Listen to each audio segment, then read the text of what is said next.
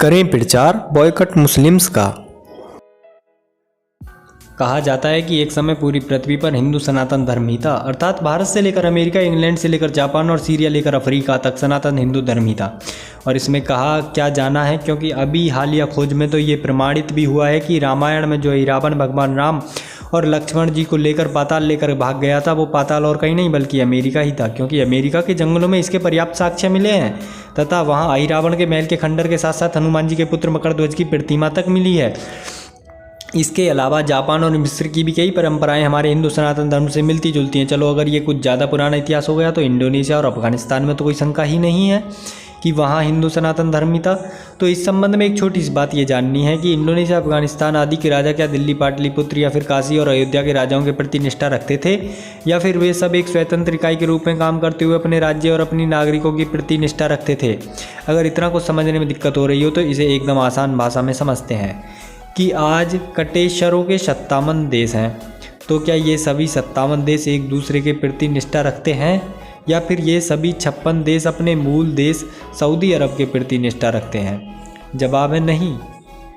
कोई किसी के प्रति निष्ठा नहीं रखता है, बल्कि जो जिस देश में रहता है वो वहीं के प्रति निष्ठा रखता है। उसी तरह 100 से भी ज़्यादा ईसाई देश हमेशा एक दूसरे से लड़ते ही हैं, लेकिन फिर भी कहा जाता है कि ईसाइयों के इतने देश हैं। इसलिए मेरे ख्याल से ये सवाल ही गलत है कि ऋषि सुनक के ब्रिटेन के प्रधानमंत्री बन जाने से हमें क्या लाभ होगा। वो हमको पैसा दे देगा या बीफ का निर्यात बंद करवा देगा अथवा ब्रिटेन का भारत में विलय करवा देगा? वो कुछ नहीं करवा देगा।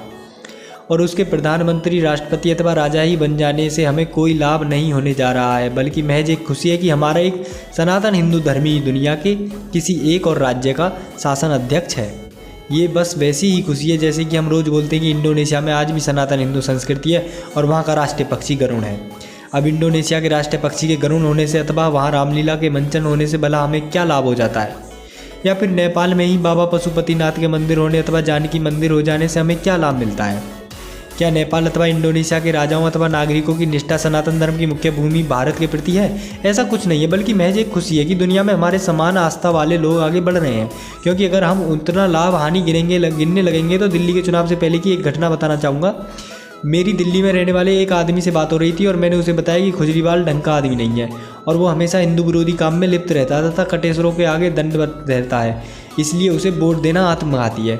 इसके बदले आप बीजेपी को वोट दे दो, क्योंकि बीजेपी ने कश्मीर से धारा 370 हटाया है, हज सब्सिडी हटाया है और अयोध्या में राम मंदिर भी बनवा रही है। मेरे इस बात पर उसने तपाक से बोला, तो कश्मीर से धारा 370 हटाने से, राम मंदिर बनने से अथवा हज सब्सिडी हटने से मुझे क्या लाभ है? जबकि खुजलीवाल हमको फ्री बिजली और पानी दे रहा है, जो कि प्रत्यक्ष लाभ है। इसलिए हम लोग तो उसी को वोट देते हैं और देंगे भी। इसके बाद इस पर काफ़ी देर तक बहस हुई, जिससे उल्लेखित करना उचित नहीं है। इसलिए हर चीज़ को लाभ और हानि के एंगल से देखना उचित नहीं होता है, क्योंकि इस हालात में हम अपने मूल मुद्दे से भटकने लगते हैं। लेकिन अगर हम उसी चीज़ को देश और धर्म के एंगल से देखते हैं तो उसे देखने का हमारा तरीका बदल जाता है और फिर हमें एहसास होता है कि हाँ यार, हमें कोई प्रत्यक्ष लाभ या हानि हो अथवा न हो, लेकिन ये हमारे हिंदू सनातन धर्म की जीत तो है ही। तथा मैं तो चाहता हूँ कि भले ही हमें कोई लाभ अथवा हानि हो या हो, लेकिन पूरी धरती पर एक बार फिर से हमारे हिंदू सनातन धर्म का झंडा जरूर लहराए। इसलिए अपनी काबिलियत से एक विधर्मी देश में सर्वोच्च पद पर पहुंचने वाले एक सनातनी हिंदू ऋषि जी को मेरी तरफ से एक बार और बधाई। जय सनातन, जय महाकाल। लगता है कुछ ना कर सको तो मजहबियों का आर्थिक बहिष्कार जरूर कीजिए मेरे हिंदू भाई, और बदला लेना सीखिए। जय श्री राम।